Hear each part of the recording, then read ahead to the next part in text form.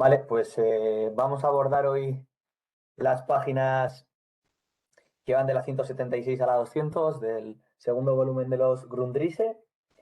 Y pues nada, sin más dilación, vamos a comenzar con la presentación. Vale. Bueno, dentro de lo que es el apartado, bueno, cada título de apartado ya sabéis que es bastante largo, que es el primer apartado es plusvalor, tiempo de producción, tiempo de circulación, etcétera. En primer lugar, este apartado como tal, lo cierto es que es algo bastante repetitivo, es decir, que hemos abordado hasta ahora ya, que es el tema del tiempo de circulación y tal.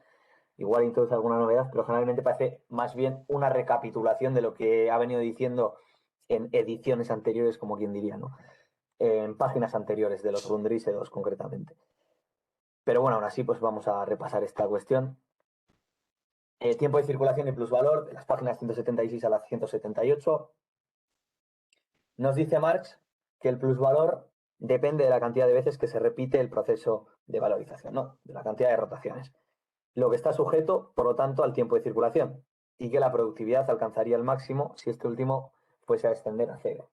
Esto ya lo ha dicho en diversas ocasiones. Durante este tiempo el capital no se apropia del trabajo vivo, por lo tanto no acrecienta su valor y por lo tanto es considerado como un obstáculo para la valorización. Por tanto, también el tiempo de circulación no forma parte de los costos de producción del capital, sino que es un rubro, una parte al que se tiene en cuenta en el balance de los diversos capitales entre sí, ya que estos, dice, se distribuyen el plusvalor en ciertas proporciones generales. Esto no lo va a desarrollar, pero creo que es porque como está con la particularidad del capital y tal, no compete o no atañe a esta parte de desarrollar estas cuestiones que hacen referencia al reparto del plusvalor. El tiempo de circulación nos dice es tiempo en el que el capital realiza el valor creado, es decir, no lo valoriza, poniendo el capital en otra determinación formal. Por ejemplo, pues pasando de producto a mercancía y después también pasando de mercancía a dinero, a condiciones de producción, etcétera. Por lo tanto, lo que se hace es el precio que antes existía, idealmente la mercancía, se pone realmente, pero no aumenta el precio. Nos dice que además existen dos tendencias del capital. La primera, que ya la ha mencionado en diversas ocasiones, la circulación sin tiempo de circulación, es decir, que busca una circulación del capital reduciendo al máximo esa propia circulación del capital, ese tiempo, esa duración, y que de ahí se deriva también la importancia del crédito, que se presenta además, nos dice, como nuevo elemento de concentración, de aniquilación de los capitales en capitales individuales centralizados. En segundo lugar, la segunda tendencia sería conferir al tiempo de circulación el valor del tiempo de producción, es decir, conferirle valor, poner todo el tiempo de circulación como dinero y como capital. Y que este sería otro aspecto del crédito. Yo esta segunda tendencia la verdad es que no la entiendo. No sé a qué se refiere exactamente, porque no sé cómo se le podría conferir valor a un tiempo de circulación. Pero bueno, luego quien tenga que comentar alguna cosa con esto, adelante. Además, hay otro apartado que no he entendido y que de hecho quiero que alguien lo presente entre comillas, pero ya llegaremos a ello. Segunda, bueno, dentro de este mismo apartado, segunda diapositiva con título Tiempo de circulación y tiempo de producción de las páginas 179 a la 184. Aquí lo primero que hace es distinguir lo que es el tiempo de circulación del tiempo de producción y nos dice el tiempo de circulación es el movimiento específico del capital en cuanto capital, mientras que el de producción es el tiempo en el que se reproduce, es decir, que dura, pero no como capital acabado que se somete a cambios de forma, sino como capital en proceso creador que succiona trabajo, por lo tanto crea valor. Nos dice que en la práctica el tiempo de circulación no interrumpe realmente al de producción, me parecería contradictorio con lo que ha dicho hasta ahora, porque es cierto que cada capital se divide en porciones. Una parte de la cual, digamos si son dos porciones, una parte de la cual está siendo producida, al mismo tiempo que la otra parte de ese propio capital general está circulando. Es decir, no todo el capital está siempre activo y viceversa. El capital total y el valor total se reproducen cuando ambas partes, ambas porciones, terminan de pasar por ambos procesos. Entonces, la rotación depende de la magnitud del capital, de la suma total de esas dos porciones. Por lo tanto, al menos hasta aquí, lo importante va a ser para Marx prestar atención al capital en cuanto tal, al capital general, porque aquí se están exponiendo, digamos, las determinaciones que convierten en general al valor en capital y que constituye la diferencia específica del capital en cuanto tal. Se está abordando, digamos, las porciones de cada capital, etcétera, sino que se está abordando el capital en general. Bien, dice que, bueno, que en la circulación de capital el valor se traduce, se transpone, pasa de una forma a otra, pero no se le aumenta, sino que se trata de un intercambio de equivalentes. Y otra vez, repitiendo lo que ya decía en otras páginas, nos dirá que ese tiempo se presenta como negación del tiempo de valorización posible si el tiempo de circulación fuera igual a cero, ¿no? Es decir, habría un máximo de tiempo de valorización y esto se le presenta como obstáculo, como negación del tiempo de circulación. Si el capital se imagine como fructífero en todo tiempo, dice, y compite su tiempo, o sea, computa su tiempo de circulación como tiempo que crea valor, como coste de producción, ya es otra cosa. O sea, es decir, creo que lo que está diciéndonos aquí es que el capital en apariencia o, digamos, el capital cuando se analiza a sí mismo, entre comillas, que imagino que será a través de la economía burguesa, la apariencia es que sí que está creando valor durante este tiempo. O sea, es decir, así se autoinspecciona, por así decirlo. De forma, entiendo que falsa. Por lo tanto, esto es una forma falsa y no es cierto, como dice Ramsey, por ejemplo, que al vino de la bodega, por ejemplo, se le aumente el valor por todo el monto del beneficio que esté suspendido durante el tiempo en el que no se está produciendo. Pues sería como si el tiempo de circulación produjese valor. Por lo tanto, el tiempo que requiere la mutación del valor, es decir, el tiempo de la circulación, es tiempo que desvaloriza el capital. Bueno, más claro no lo puedo decir, lo he repetido 40.000 veces por lo menos. Creo que el tema este del vino de bodega era otro tema, porque mientras que no se le vende, creo que se consideraba, ¿no? En otros capítulos que vimos, tiempo de producción, no tiempo de circulación, cuando estaba suspendido, entre comillas, en las barricas y tal. No sé si se llaman barricas, igual me tira un triple. Y bueno, finalmente muestra varios ejemplos que no los voy a mencionar, que creo que esto ya lo hemos trabajado en su momento, para determinar que el plusvalor total es igual a plusvalor multiplicado por el número de rotaciones, en este caso anuales, ¿no? Vale, el siguiente capítulo se llama, el siguiente apartado más bien, en la circulación del capital, cambio de forma y cambio material, mercancía, dinero, mercancía, dinero, mercancía, dinero. Y son las páginas 187 y 188. Y pongo aquí una interrogación porque, bueno, igual lo que hago es leo brevemente el resumen que tengo de ese apartado, pero tengo que decir que no me he enterado de nada. O sea, lo he leído dos, tres veces. Igual estaba yo distraído, pero dos, tres veces y no, más tres que dos, no me he enterado de nada. Entonces, bueno, si alguien puede después explicarlo, eh, un poco analizar este pasaje y tal, pues lo agradezco. Sí, lo que dice es, aquí el resumen que yo tengo, porque bueno, tampoco leer las dos páginas enteras. Dice, en la circulación del capital se efectúan simultáneamente un cambio de forma y un cambio material. No, hasta aquí más o menos se puede entender, pero luego ya, en la producción, desde el punto de vista material, se desgasta el instrumento y se elabora la materia prima, teniendo como resultado el producto, un valor de uso recién creado, diferente de sus presupuestos originarios. Esta es la primera modificación material. Vale, hasta aquí parece que se entiende una modificación material durante el proceso de producción. Y luego, en el intercambio de la mercancía por el dinero, y aquí me voy perdiendo, coincide la modificación material y formal. El producto se vuelve objeto de consumo, es expulsado de la órbita del capital y en el dinero el propio contenido pertenece a la determinación formal económica. La reconversión del dinero en mercancía está presente en la reconversión del capital en las condiciones de producción materiales. Tiene lugar la reproducción de un valor de uso determinado, así como la del valor en cuanto tal.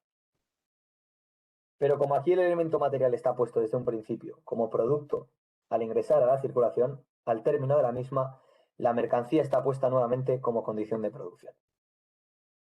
El dinero figura en este caso como medio de circulación y solo lo es en cuanto a mediación entre producción y consumo, donde el capital rechaza de sí mismo el valor bajo la forma de producto. Y por otro lado, la mediación entre producción y producción, donde el capital se expele bajo la forma del dinero y atrae a su órbita a la mercancía bajo la forma de condición de producción. Bueno, yo hasta aquí, las últimas cuatro más, 6, 7 líneas, directamente no me estoy enterando de nada. El dinero se presenta como medio de circulación desde el punto de vista material del capital. Desde el formal, como medida nominal de la valorización. El capital es MDM y DMD. O sea, bueno, mercancía, dinero, mercancía, dinero, ¿no? Bueno, esto sería el pasaje casi entero. Y bueno, pues luego si alguien, cuando terminemos, puede explicar este pasaje, yo creo que no creo que sea complicado, lo único que igual la terminología me pierde un poco. Creo que, no sé, está haciendo alusión más bien a ciertas cosas que igual trabajó en el primer tomo, que las tengo olvidadas, un poco está utilizando esos conceptos y tal, y no lo sé, pero bueno, seguimos con otras cosas que son más fáciles de entender.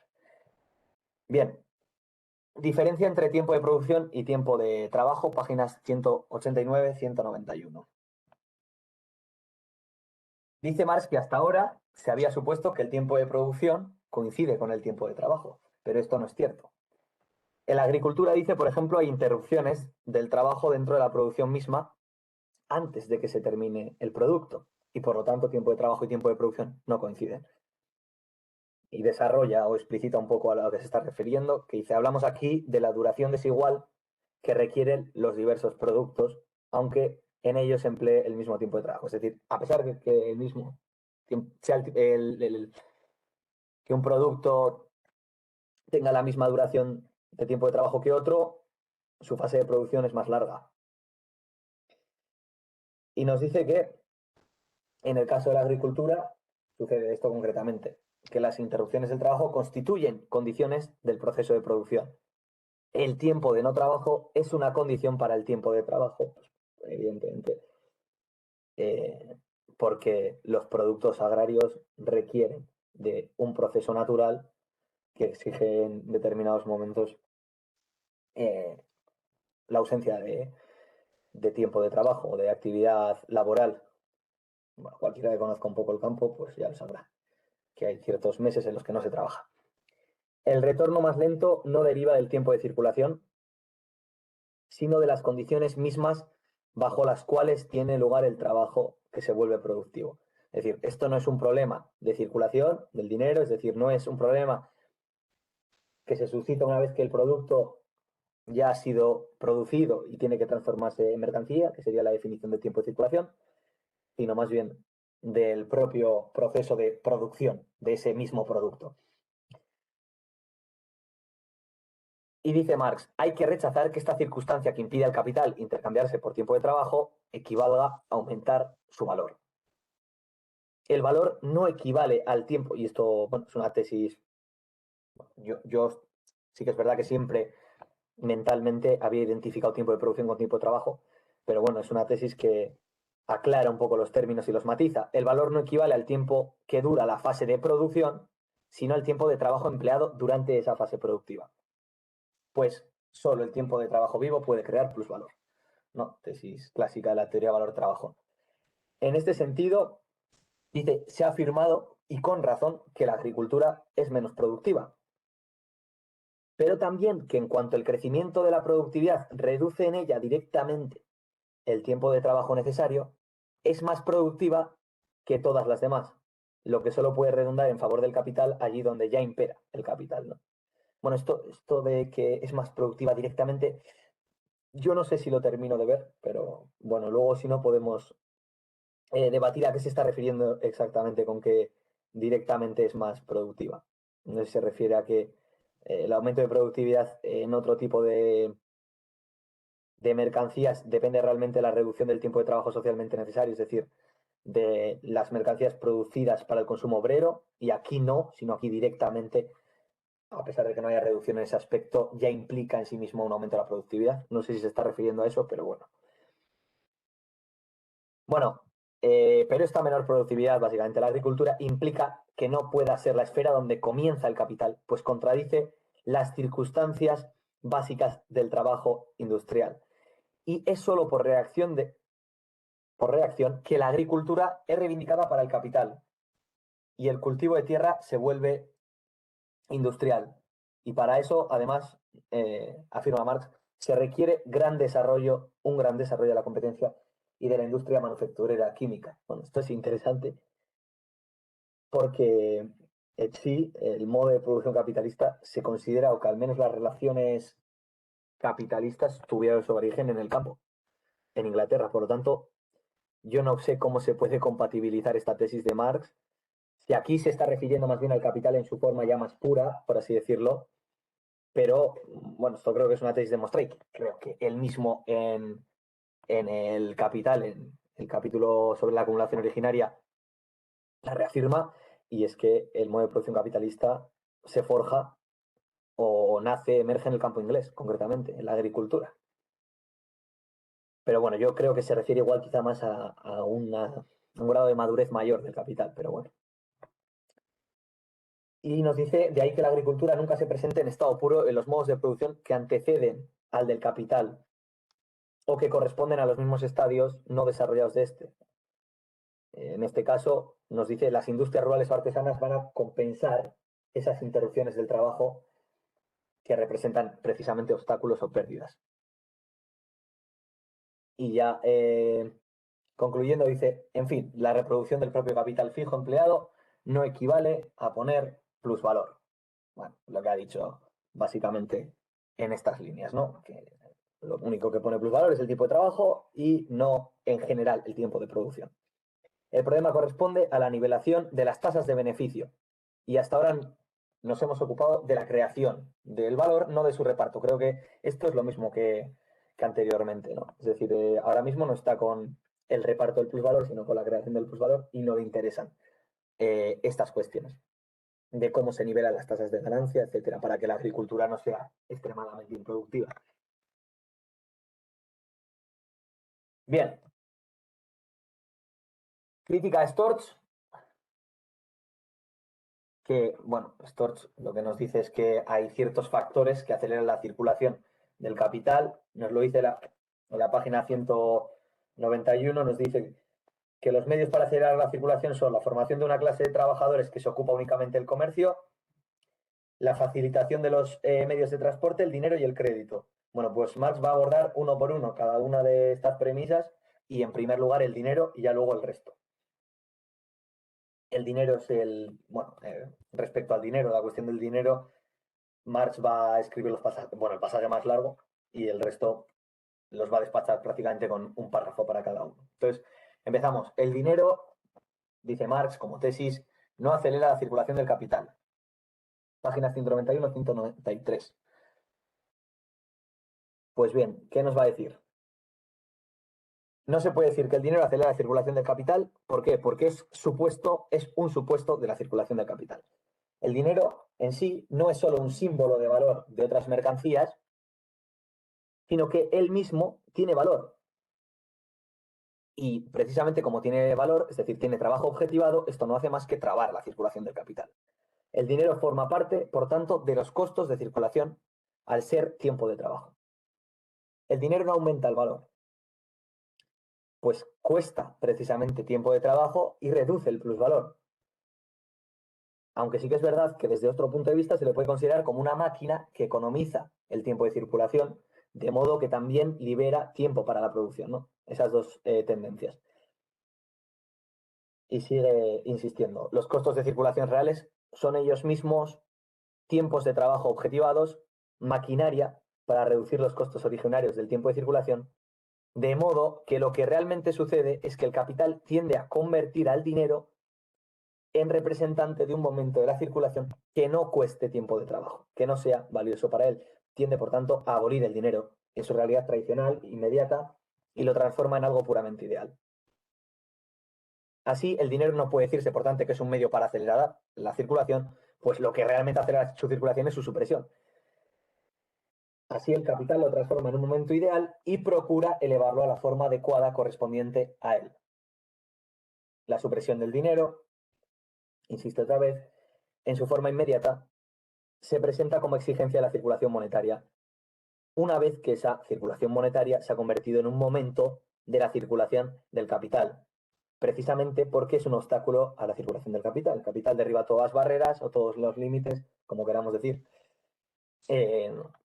a su propia circulación, y en este caso esa circulación monetaria lo es y que por lo tanto lo tiene que adecuar a sí mismo. Por lo tanto, circulación, esto ya es una tesis anterior, sin tiempo de circulación es la tendencia del capital. De modo que el dinero, como instrumento que solo sirve para reducir el tiempo de circulación, es puesto como determinación formal puesta por el capital, al igual que los diversos momentos que el capital recorre en la circulación son determinaciones cualitativas de su propia metamorfosis. Bueno, esta frase es bastante interesante, ¿no? Como ese dinero es puesto como momento de esa circulación del capital y que esto puede establecerse un paralelismo entre esto y los diversos momentos que el capital recorre en la circulación, que se presentan como determinaciones cualitativas de su propia metamorfosis. Bueno, pues el dinero sería entonces una determinación cualitativa de su propia metamorfosis una vez que se ha adecuado a la forma correspondiente al capital, en este caso cuando se ha suprimido. Que, bueno, es decir, cuando se ha convertido, quizá se está refiriendo al crédito, etcétera. Bien. Otros medios para acelerar la circulación según Storch, los que he dicho yo antes, ¿no? En primer lugar, la formación de un estrato especial de comerciantes, es decir, la separación del comercio respecto de la producción, que el intercambio mismo se represente frente a quienes intercambian. Y que esto, bueno, sin más, estoy desarrollando la tesis, desarrollando esta cuestión, nos dice que para eso el intercambio se ha tenido que desarrollar hasta cierto grado, pero que aún así se trata de un supuesto para el capital y no puede ser aducido como si mediara en la circulación específica de esto, es decir, como si fuese una particularidad del capital, si fuese algo atribuible a su naturaleza específica. En cuanto a la facilitación de los medios de transporte, no cabe tratarla como parte de la circulación del capital, que es lo que se está abordando aquí. El producto solo se transforma en mercancía, ingresa en la fase productiva cuando entra al mercado. O sea, perdón, egresa, o sea, sale de la fase productiva cuando entra al mercado. Bueno, básicamente esto ya nos lo ha dicho, en los medios del transporte como tal, bueno, pues, el tiempo de transporte es parte del tiempo de producción y no parte del tiempo de circulación. Esta es la tesis que desarrolló también en los anteriores capítulos. Pero matiza, sí que cabe ocuparse de los medios de transporte en la medida en que el tiempo de circulación aumenta con el alejamiento del mercado y su reducción mediante los medios de transporte aparece, por tanto, directamente como pertinente. Pero dice que esto incumbiría la teoría del mercado. Yo no sé en qué sentido, porque me parece contradictoria. Aquí ha dicho que, bueno, ha dicho hasta ahora que el transporte forma parte de la fase productiva, no de la fase de circulación, y sin embargo nos dice que el tiempo de circulación aumenta con el alejamiento del mercado. Yo no sé entonces por qué aumenta el tiempo de circulación con el alejamiento del mercado si estamos teniendo en cuenta que ese proceso de transporte es parte del proceso productivo y no de circulación.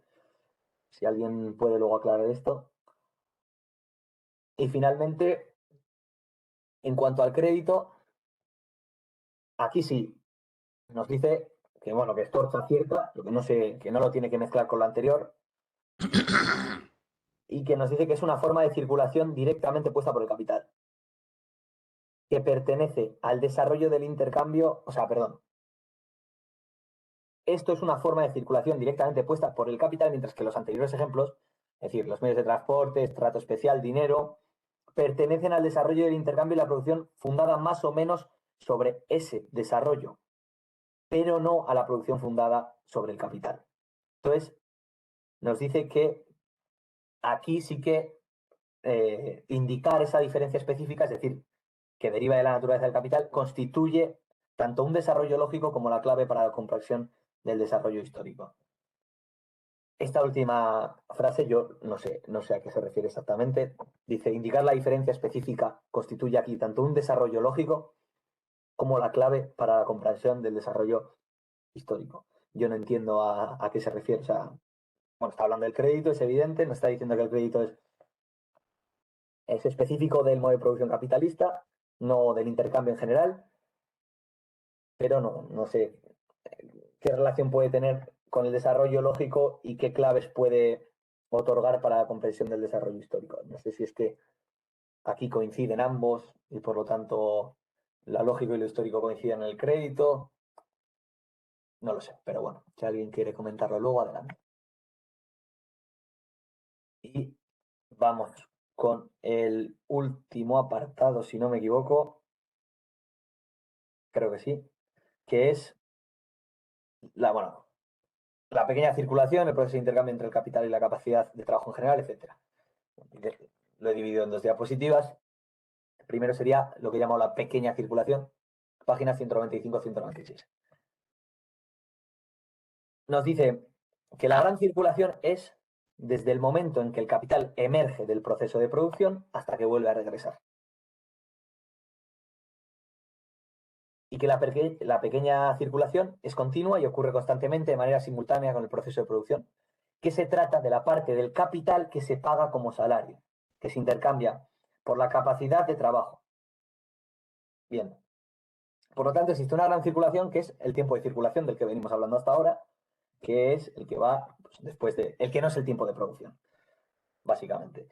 Pero dentro del proceso de producción existe otro que aquí va a llamar pequeña circulación, que es básicamente el intercambio de capital por trabajo, o el capital que se utiliza como salario. Bueno, pues ya tenemos dos conceptos de circulación. Y encima luego hay otro concepto de circulación que es la circulación del capital en general, que es el circuito que recorre el capital, que también se le llama circulación del capital. Es decir, las fases que recorre, la fase productiva y la fase de circulación propiamente dicha. O sea que, bueno, no sé, hubiera estado bien que a cada aspecto le hubiera llamado con un nombre diferente, que es bastante lío. Pero bueno,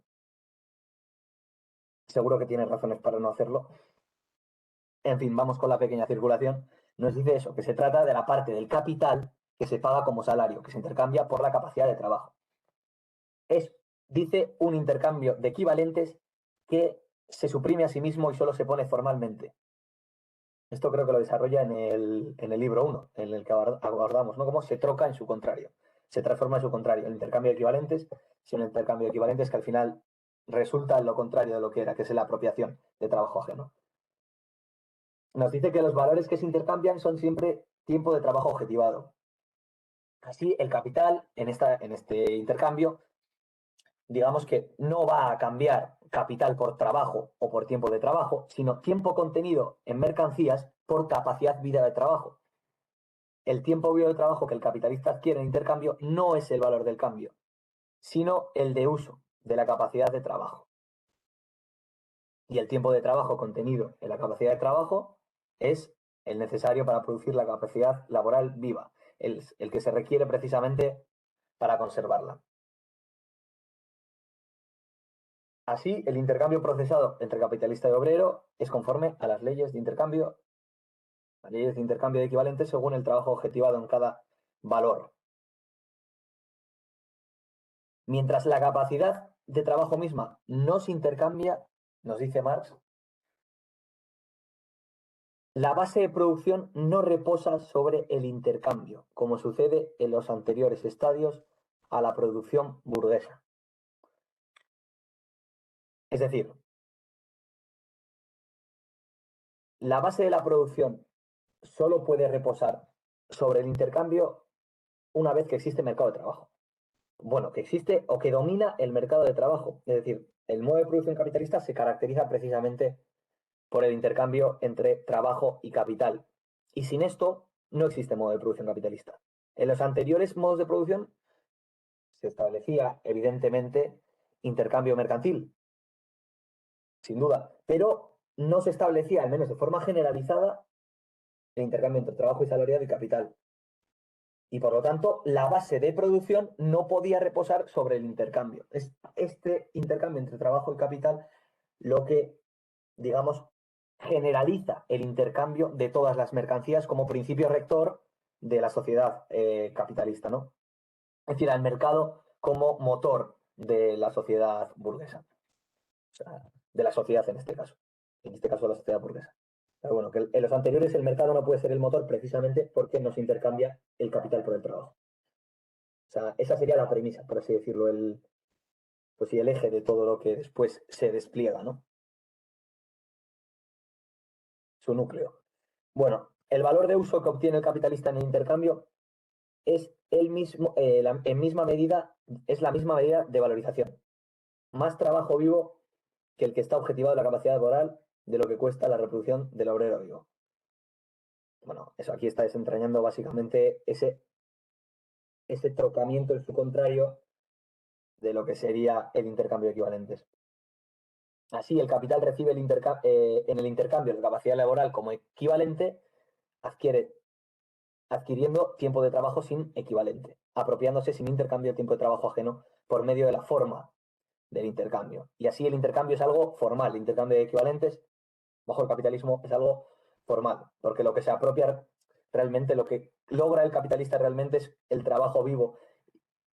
Al poder trabajar esa capacidad de trabajo, logra un trabajo vivo que genera más valor de lo que en sí contiene la fuerza de trabajo como valor de uso. Es decir, el tiempo necesario para producir o reproducirse. El trastornamiento deriva de que el valor de la capacidad de trabajo crea valor y lo acrecienta. Y dice, el obrero se vende, en este caso, como efecto, mientras que como causa es absorbido por el capital y se encarna en este. Y la última cita de la página, bueno, para esta diapositiva al menos es: de tal modo el intercambio se trueca en su contrario y las leyes de propiedad privada, libertad, igualdad, propiedad, la propiedad sobre el trabajo propio y la de libre disposición del mismo, se truecan en el desposeimiento del obrero y la enajenación de su trabajo, su relacionarse con este como una propiedad ajena y viceversa, ¿no? Bueno, pasaje interesante y bastante clarividente.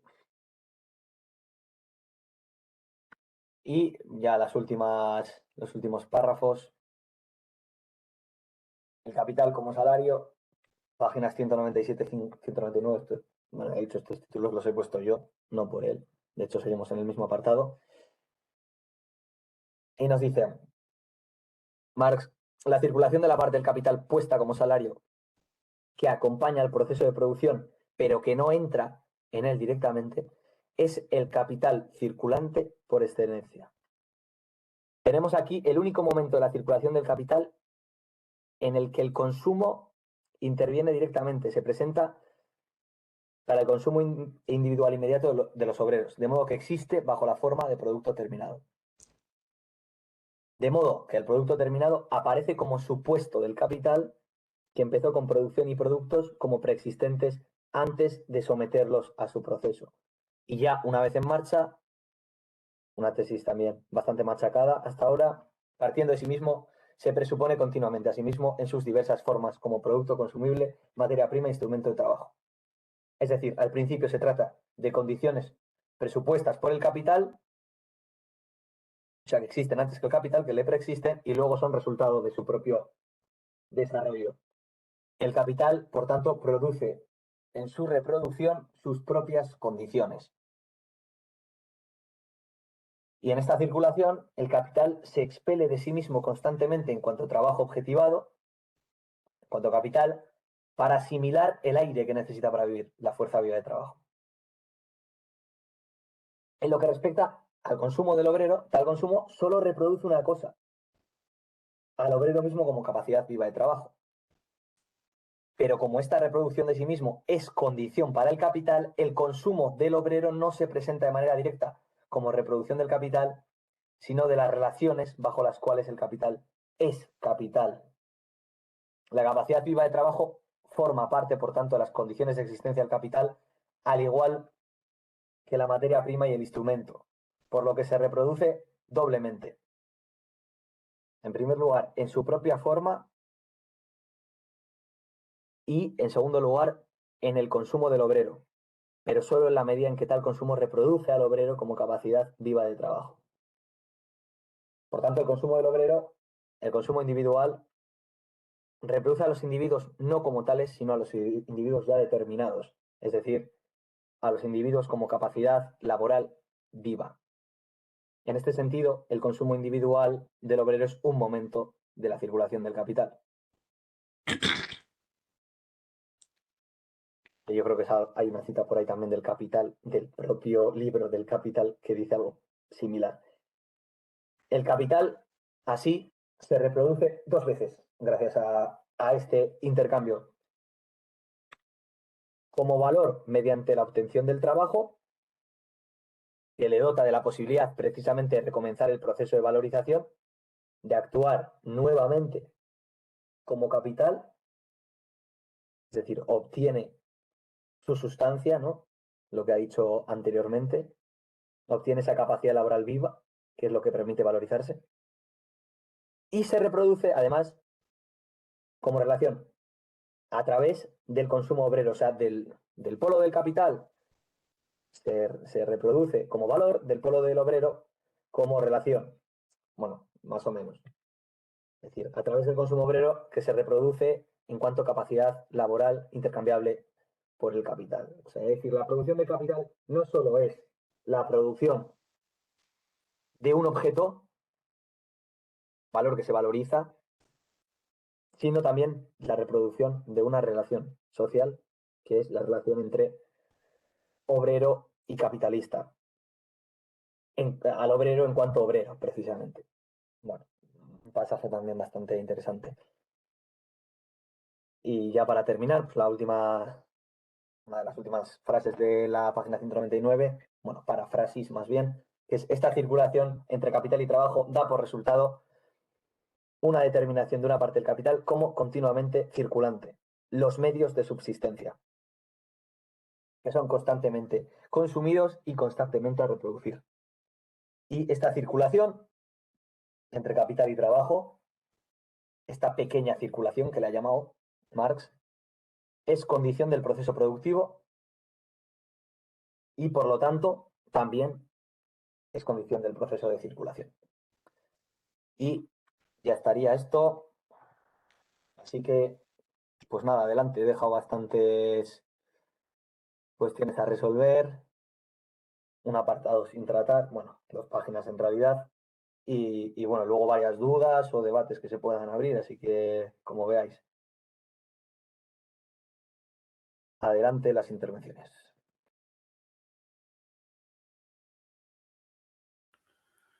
Yo, bueno, respecto al apartado ese que has planteado la duda, porque he leído hasta ahí, como he dicho antes, o sea que lo demás no tengo nada que comentar. O sea, yo creo que ahí lo que he puesto por el chat, que un poco de una manera enrevesada o desde otro punto de vista, lo que está tratando por ahí de expresar es como el famoso carácter bifacético que tiene el trabajo y el valor, y como esa dualidad o ese binomio de valor de uso-cambio y trabajo concreto y abstracto, pero claro, esto llevado a la circulación.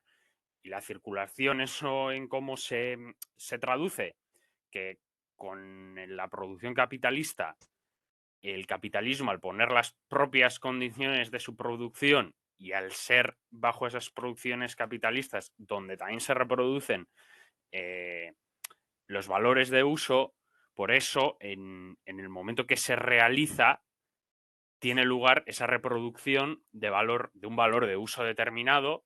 Es decir, bien, porque para empezar empieza el ciclo de nuevo, y con ese empiece de ciclo se puede reproducir un nuevo valor de uso, ya sea pues una máquina o lo que sea, y al mismo tiempo se realiza como valor de cambio, porque contiene, por así decirlo, pues ese trabajo que se ha llevado al mercado, esas dos cosas.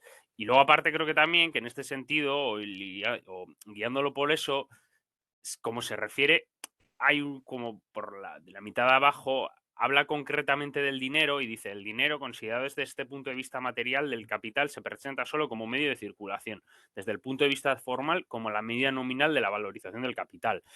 Es decir, que se presenta de nuevo de las dos maneras. Para cierto punto, el dinero se presenta como manera para comprar la materia prima o la fuerza de trabajo necesaria para volver a poner sus condiciones de producción. Es decir, se presenta en un MDMM, o sea, bueno, él pone MDDM, o sea, es decir, él tiene una mercancía, la vende por cierto dinero y con ese dinero quiere una nueva mercancía nueva para empezar de nuevo el ciclo productivo. Pero claro, ese dinero por otro lado, en medida de que también es como valor que se niega a sí mismo porque sale de la circulación, adquiere esa tercera determinación que tenía, o esa tercera o cuarta determinación, no me acuerdo, creo que era tercera, que comentaba Marx en el primer tomo. En medida que se niega a sí mismo, claro, ese dinero al mismo tiempo también se ha tenido, se ha presentado de la otra manera, que ha empezado como un dinero que con ese dinero he adquirido cierta cantidad de mercancías para producir una mercancía nueva para conseguir dinero ya fuera de la circulación, o abstraído, ¿no? Pero sí fuera de la circulación, es decir, como una negación, por así decirlo, de ese dinero. Yo creo que se refiere un poco a eso, aunque no sé si específicamente se refiere a algo más o qué.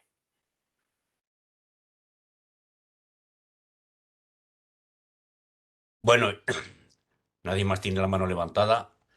Yo quiero decir varias cosas. Bueno, primero, respecto a la interrogante sobre la página 187-88, he ido a la edición en alemán y efectivamente, Marx habla de Formwechsel y Stoffwechsel, es decir, cambio de forma, de forma y cambio de contenido, pero de contenido material, físico. Stoff hace referencia a la cosa física, al objeto. ¿Eh? No, por eso la expresión en castellano de cambio material no se refiere estrictamente a la fisicalidad de la cosa, a su materialidad, pero no a su materialidad histórica, sino a su condición de objeto. Es un producto del trabajo, luego es dinero, etcétera. Por tanto, eso para releer esa cuestión. Por cierto, en la edición alemana, en la Max-Engelberg, está en la página 568. Luego, una cuestión más general. A mí me parece que algunas de estas páginas son capitales, son fundamentales, en dos sentidos. Una, las que comienza en la página 189, hablando de la agricultura. ¿eh? Después de hablar de la agricultura, habla del dinero. Luego del dinero habla del comercio. Después del transporte y termina con el crédito, en la página 194. ¿eh? Por tanto, de la 189 a la 194. Estas páginas me parecen fundamentales en relación a el debate permanente que hay entre los marxistas del origen del capitalismo.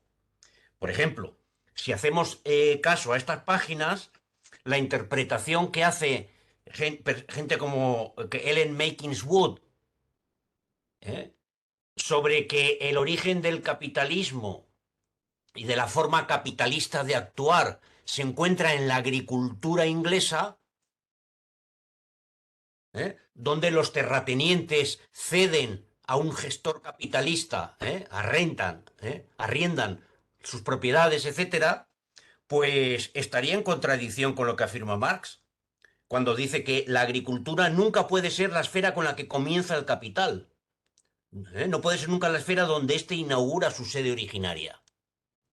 Pero también para los que afirman, como por ejemplo la Escuela de la Dependencia, Swissy, o Gunder Frank, la Escuela de la Dependencia, que el origen está en el comercio, y en el comercio de materias primas, la explotación del trabajo esclavo, en el libro 1789 de Gunder Frank, por ejemplo. Dice, no, tampoco. El comercio tampoco es lo que explica la aparición del capital, porque el comercio en sentido capitalista se lo da el que el capital lo preexiste. Otros, incluso haciendo referencia al capítulo el penúltimo, el de la acumulación originaria, no me acuerdo ahora si es el último o el anterior, pues al siguiente, al del colonialismo, dice, no, no, es la acumulación de oro, el dinero, ¿eh? El dinero, la acumulación de dinero en pocas manos, es lo que permite contratar a trabajadores que eran independientes y ponerles a trabajar para un vendedor. Eso lo ha dicho Marx en otro momento. Dice, ojo, eso tampoco. ¿eh? El dinero en cuanto dinero, es decir, el dinero en su materialidad, el dinero como oro, como el oro, no puede decir que acelere la circulación del capital, sino que es supuesto por la misma. Bueno, esto, más adelante también vemos que es una crítica a la teoría monetaria moderna, por cierto. El dinero está muy lejos de acelerar la circulación del capital, a la que más bien traba. ¿Mm? Eh, y finalmente el crédito. El propio Marx ha dicho, dinero, mercancía, dinero. ¿De dónde sale el primer impulso? Es en la segunda rotación, ha dicho en las páginas anteriores, donde el capital ya se pone a sí mismo. Pero ¿quién pone a ese primer capital? ¿Eh? A ese primer D, pues dice, el crédito. Dice, no, no, no, ojo, el crédito deriva específicamente de la naturaleza del capital. Por lo tanto, aquí esto es importante y es importante desde el punto de vista metodológico la frase esa, un poco que habéis señalado, donde dice indicar la diferencia específica, que lo hace referido al crédito, pero yo creo que lo hace referido a todos los elementos que ha ido comentando, la agricultura, el dinero, el comercio, el transporte, el crédito. ¿eh? Indicar la diferencia específica constituye tanto un desarrollo lógico como la clave para la comprensión del desarrollo histórico. Bien, y estas páginas, donde se deshace de esas explicaciones sobre el origen del capital vinculadas a la agricultura, al dinero, al comercio, etc., se combinan con las siguientes, que son las que van de la página 193 pues a la 200. Que por cierto, la 200 termina con un buen tirón de orejas a la teoría monetaria moderna, que luego comentaré como aspecto puntual. En estas páginas, quizá conviene, creo yo, leer lo que dice Hiroshi Ushida, que ha citado largamente en la página 110, 111, no esta cuestión, sino la reflexión anterior sobre la pequeña y la gran circulación del capital, pero que se aplica también a estas páginas, yo creo que mejor incluso que a las que cita Hiroshi Ushida. Estoy en la página 111 para el que quiera después constatar lo que señala. Dice, esta forma de comprender los conceptos, es decir, identificar la diferencia específica como cuestión fundamental para el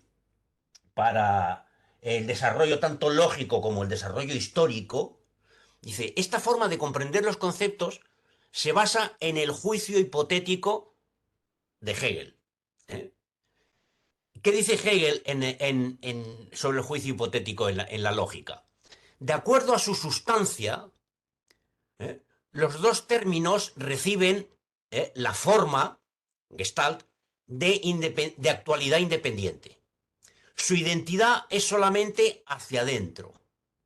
Y por tanto, la actualidad del uno, es decir, el sujeto, es al mismo tiempo no la suya propia, sino el ser del otro, es decir, el predicado.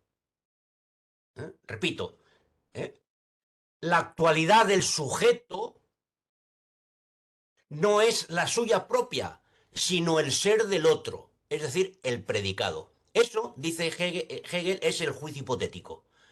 ¿Dónde lo tenemos desarrollado? No en las páginas que dice Hiroshi Uchida, sino precisamente en estas, de la 195 a la 200, donde pone la relación entre capital y trabajo vivo. ¿Quién es el sujeto? Dice Oshida lo siguiente después de esta cita de la lógica.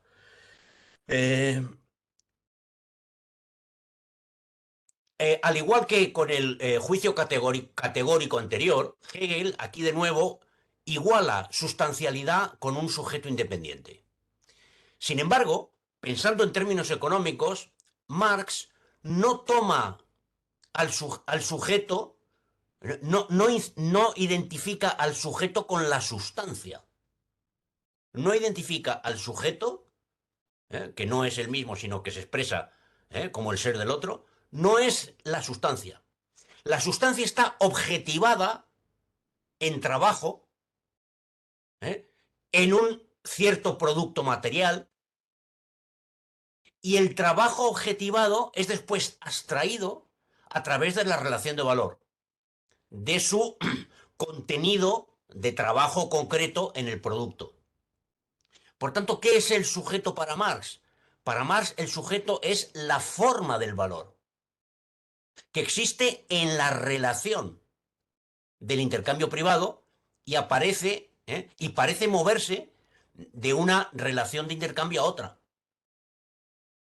En ese sentido, los aspectos positivos y negativos del capital se externalizan en dos apariencias externas, la de capital fijo y la de capital circulante. Bueno, esto que Hiroshi Oshida lo aplica al párrafo anterior, ese largo, donde habla de todo lo que ha venido hablando del capital fijo y del capital circulante, también se aplica a esta cuestión. La sustancia no es el trabajo vivo, la sustancia es la relación. Por eso dice que una cosa es ver el capital en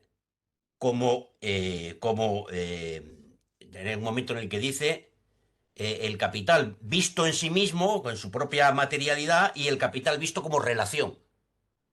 Hace la distinción también. No recuerdo ahora en qué página. A ver. Como objeto creo que dice, ¿no? ¿Eh? Que creo que dice como objeto. Sí, como objeto y luego como relación.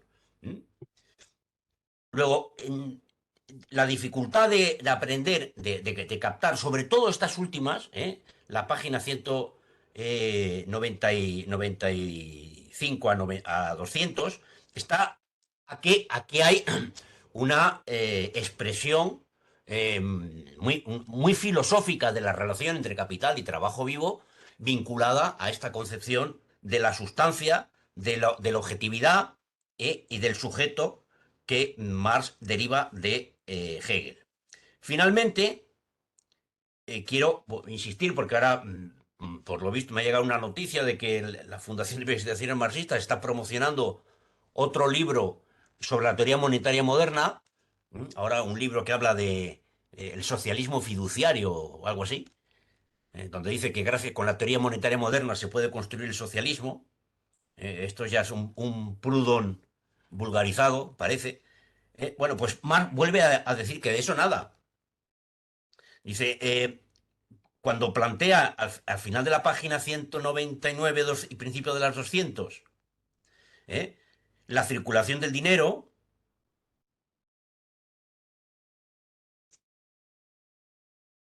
dice, si, y habla de la circulación entre los obreros y el capital, si esa circulación entre, en términos hegelianos, entre el sujeto y el predicado, entre el sujeto que no es en sí mismo, sino el ser del otro, y su predicado, es decir, entre el capital y el trabajo vivo. Si esa circulación, que es la que le interesa más, no recorre todos sus procesos, es decir, no se realiza en ese proceso de movimiento continuo, ello, dice, no obedecería a la inexistencia de suficiente dinero disponible como medio de circulación, sino a falta de capital disponible bajo la forma de productos. Bajo la forma de productos. Es decir, si se interrumpe la dinámica capitalista, no es por un problema vinculado al dinero, sino por un problema vinculado al propio proceso de producción. Bueno, esto junto con lo que ha dicho en las páginas anteriores sobre el dinero, creo que es bastante útil para criticar la interpretación de la teoría monetaria moderna. Bueno, pues es lo que quería comentar. Son páginas, me parecen muy importantes.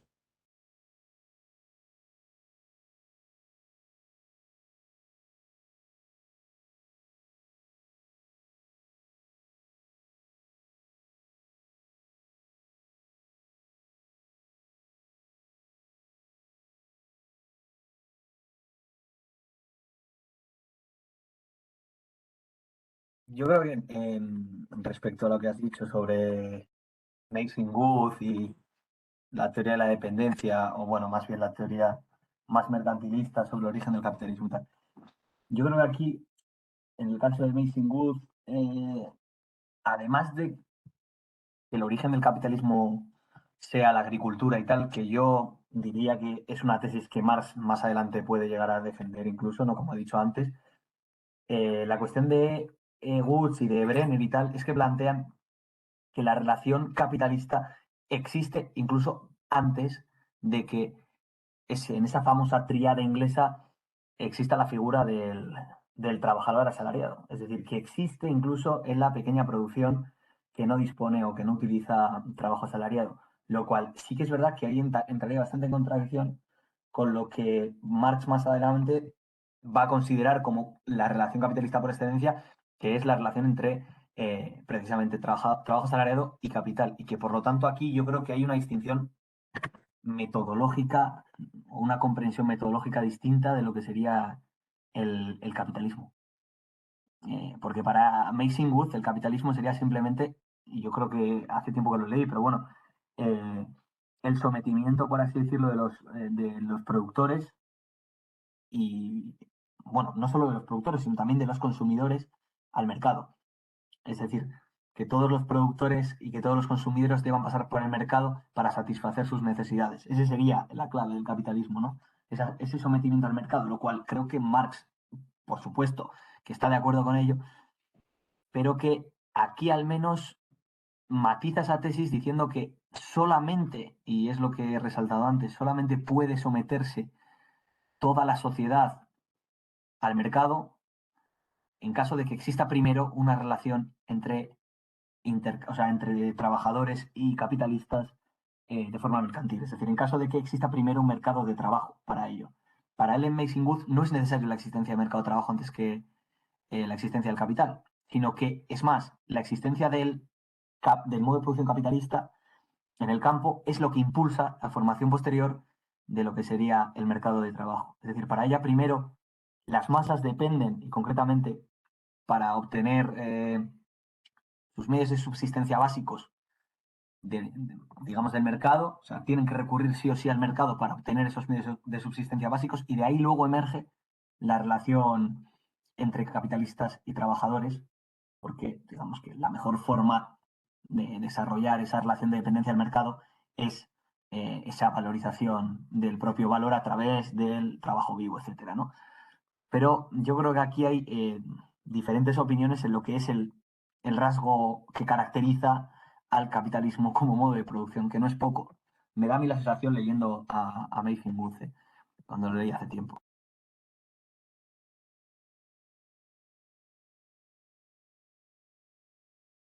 Sí, bueno, ella considera que lo que ocurre en la agricultura inglesa es que se introduce una nueva cultura de la productividad permanente, del crecimiento de la productividad, cosa que no era propio de los modos de producción anteriores. ¿eh? El rentista, presionado por el terrateniente, tiene que contratar, introducir maquinaria, innovar y contratar trabajadores, producir más, porque tiene que pagar una renta creciente con unas tierras cada vez menos productivas. Entonces se va metiendo esa cultura. Pero es que Marx, insisto, él puede decir en muchos momentos hablar de que existen relaciones capitalistas antes del propio capital. Incluso lo dice al final de la página 197. El capital no empezó el mundo desde el principio, sino que encontró preexistentes producción y productos. Podríamos decir, encontró preexistentes agricultura, encontró preexistente comercio, encontró preexistente dinero, antes de someterlos a su proceso. Es decir, que encontró también trabajo asalariado antes de someterlo a su proceso. ¿Cuál es su proceso? El proceso es aquel en el que el intercambio de equivalentes deja de ser un intercambio real y se convierte en un intercambio meramente formal. ¿Y cuál es el intercambio que deja de ser de equivalentes que deja de ser real? El intercambio de capital por trabajo vivo. Lo dice también en estas páginas, porque ya no es un intercambio de equivalentes. Se compra la capacidad de utilizar el trabajo sin pagarlo a cambio. Por tanto, ese es yo creo que con una lectura cuidadosa de estas páginas, es evidente, que tal vez también otra de las posiciones que hay por ahí en circulación, que el nodo fundamental es la sustitución de las relaciones objetivas y de las relaciones, digamos, materiales por relaciones formales que son la inversa de las anteriores. Es decir, la construcción ideológica de una libertad, la del trabajador libre, que en realidad es más esclavo que el trabajador no libre anterior. Por eso, insisto, me parecen páginas, eh, sobre todo las vinculadas a este concepto de la necesidad absoluta o de lo que diría yo, pero que Hiroshi Oshida habla del juicio hipotético, 195 a 200, fundamentales. Para La cuestión entender aquí, también la metodología o, digamos, la concepción de Marx, método lógico histórico. ¿Cómo que? Pues ahí está. Indicar la diferencia específica del concepto constituye tanto un desarrollo lógico como la clave para la comprensión del desarrollo histórico del concepto. Ahí hay una perla de una concentración, un concentrado bobril de lo que es la forma lo que es el materialismo histórico, lo que es la metodología de Marx, o la dialéctica de Marx, si lo queremos decir.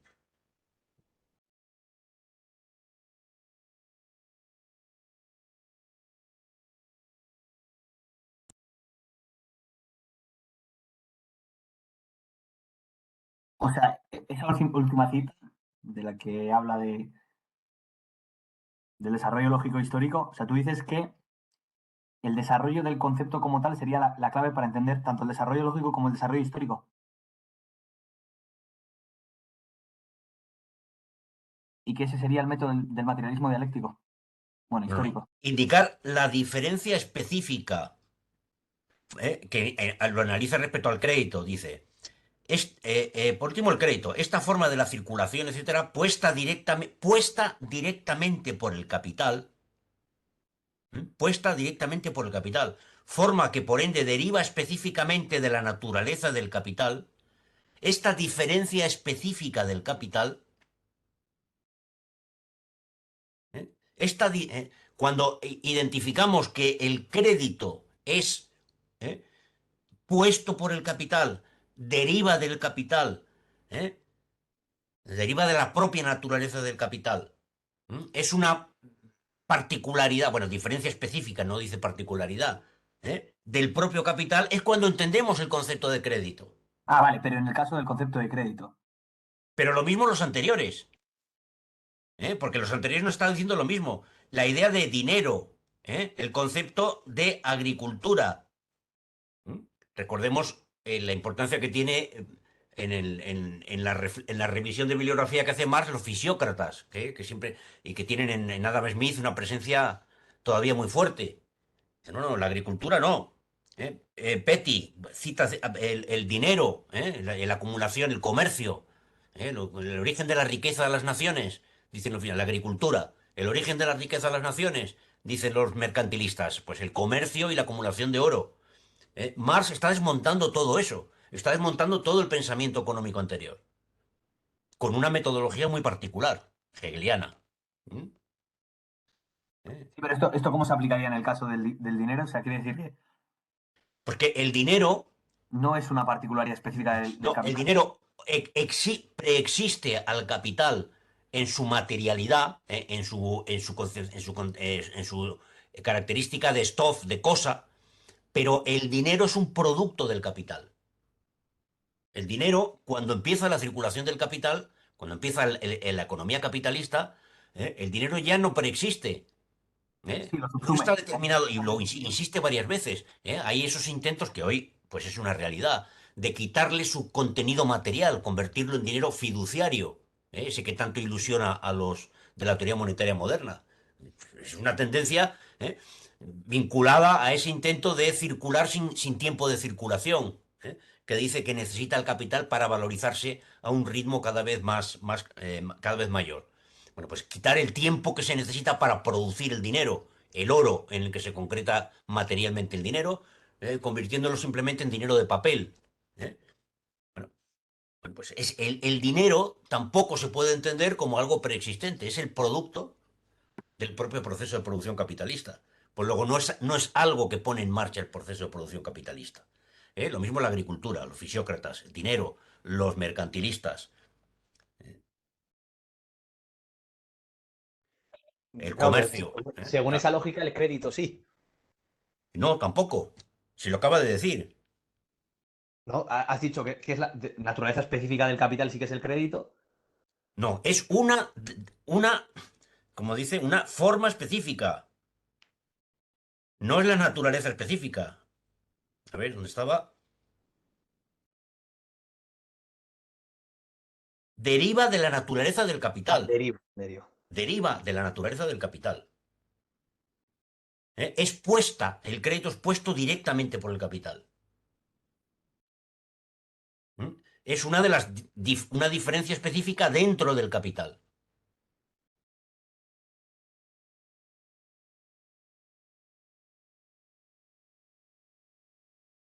Lo que pasa es que esto, donde lo desarrolla, bueno, es de forma un tanto compleja, es en el tomo 3 del Capital.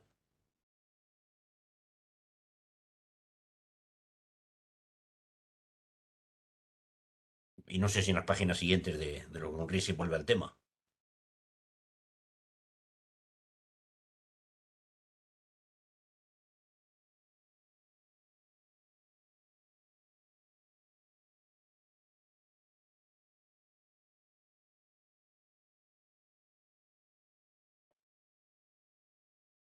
¿Ander? Yo con... que a ver si me sé... Bueno, primero a ver si me sé explicar y luego a ver si lo explico bien. Porque igual como me escuche alguno que maneja más de estas cosas que yo, me pega con un palo. Pero, o sea, yo creo que cuando se habla de concepto, y sobre todo teniendo en cuenta que, o sea, son los gurundrises, es decir, que no es una cosa que... O sea, quiero decir que igual utilice palabras, por así decirlo, de manera inocente o como para hacerse entender. O sea, claro, cuando utiliza aquí la palabra concepto y para entender estas cosas, o sea, claro, yo creo que utiliza el concepto, pero el concepto, valga la redundancia, hegeliano. Y el concepto hegeliano, lo que es, por así decirlo, es como una cosa que está determinada, por así decirlo, libremente de cualquier particularidades, que es, por así decirlo, que está determinado en sí por sí mismo y para sí mismo, pero que este concepto se va desarrollando o se va, cómo se va, por así decirlo, cómo se va gestando, es mediante las particularidades concretas dentro de esa universalidad. Entonces, claro, o sea, yo creo que aquí cuando Marx habla del concepto del crédito, del concepto de la agricultura, del concepto del tal, o sea, sí que se puede hablar, por así decirlo, de un concepto como del crédito abstractamente, libre de las determinaciones particulares, pero claro, el crédito capitalista es una cosa, por llamarlo de alguna manera, derivada de las particularidades y las determinaciones capitalistas a partir de ese concepto determinado libremente, por así decirlo. Entonces, a mí me parece que es importante eso, que igual, o sea, de todos modos no lo he explicado bien, que podría ser, porque pues tampoco controlo muchísimo del tema y es posible que me haya equivocado. Pero sí que me parece, o sea, quedarse con la idea de subrayar del eso, de que cuando habla de conceptos no habla, o sea, yo creo que no lo utiliza concepto como podría utilizar, pues, otra cosa. O sea, a mí no me parece que utilice las palabras inocentemente en ese sentido, sino que yo creo que las va seleccionando, o sea, quiero decirte, y tienen detrás una potente contenido hegeliano. Porque hay que recordar que pues, Marx cuando escribe estas cosas o ha estudiado a Hegel recientemente o está estudiando a Hegel o etcétera, etcétera. Totalmente de acuerdo, es que en ningún momento habla del concepto de agricultura o el concepto de dinero o el concepto de crédito. ¿Eh? El concepto lo reserva para el capital. Recordemos la doctrina del concepto de Hegel. El concepto es lo que es libre, es el poder sustancial subsistente por sí y es totalidad, puesto que cada uno de los momentos del concepto, el crédito como parte del concepto del capital, cada uno de los momentos es todo el concepto y es puesto en él en unidad inseparada. El concepto es pues lo que en su identidad consigo es en sí y por sí determinado. ¿Eh? No es ya ni el pasar ni el reflejarse en otro, lo que decíamos de la hipótesis, sino que es el desarrollo porque las diferencias son puestas inmediatamente como idénticas entre sí y con el todo, y las determinaciones puesta como un ser libre de todo el concepto. Y más adelante dice, el concepto, en la 163, el concepto como tal contiene los momentos de la universalidad, de la particularidad, determinación en la cual la universalidad resta sin ser perturbada igual a sí misma, y de la individualidad como reflexión en sí de las determinaciones de la universalidad y particularidad. La cual unidad negativa consigo mismo es lo determinado en sí y por sí, y a la vez idéntico consigo o universal. Bueno, es poco rollo esto, pero está claro, para Marx el concepto es el capital. Y todo lo demás son particularidades de desarrollo del concepto, ¿eh? Diferencias que son idénticas con el propio concepto, o son otros, en los que se refleja, otras realidades en las que se refleja el concepto que no forman parte del mismo.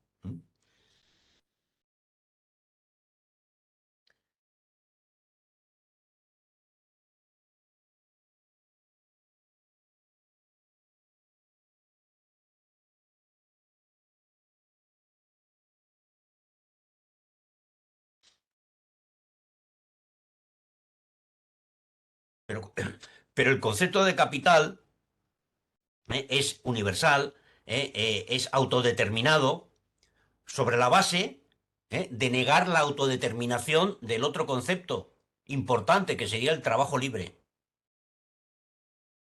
¿eh? Mediante la conversión en cosa y en parte del propio capital, es decir, determinado por el propio capital de la fuerza de trabajo. En un momento dice el salario y los medios que se producen es parte del propio capital.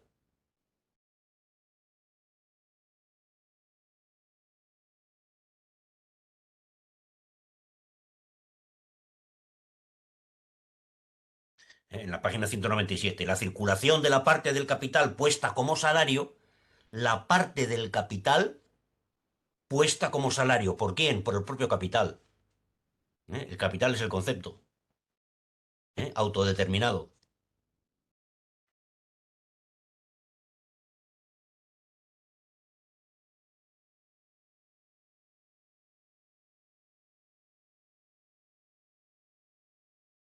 Es la parte, la diferencia específica. ¿Cuál sería en este caso del salario, del trabajo? Es la parte del capital que en ningún momento entra en el proceso de reproducción del capital. Esa es la diferencia específica. Igual que antes ha identificado la diferencia específica del crédito, aquí nos está señalando la diferencia específica del ¿eh? trabajo asalariado como parte del propio capital.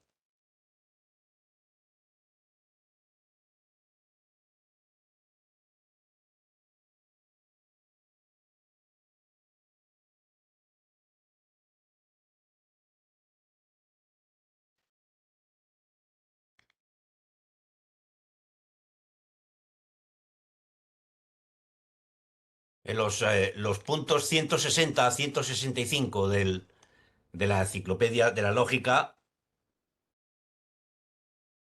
donde explica la doctrina del concepto y el concepto subjetivo, eh, también Hegel también creo que ayudan a interpretar estas páginas,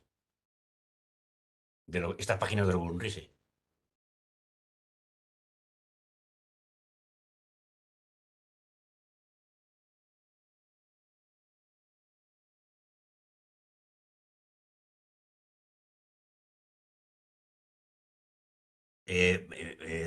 Especifico que me estoy refiriendo a la lógica menor, es decir, a la enciclopedia, no a la lógica mayor.